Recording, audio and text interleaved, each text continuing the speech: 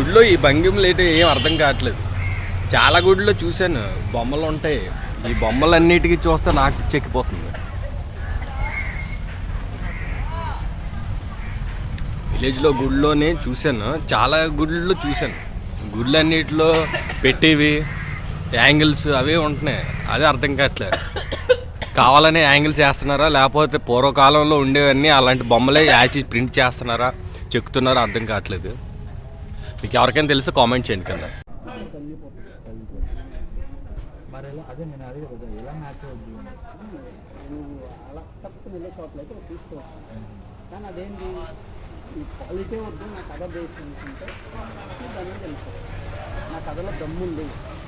నేను ఇప్పుడు కొన్ని సినిమాలు ఉన్నాయి, ఇది ఉంది బయట కెమెరాలో చూద్దాం.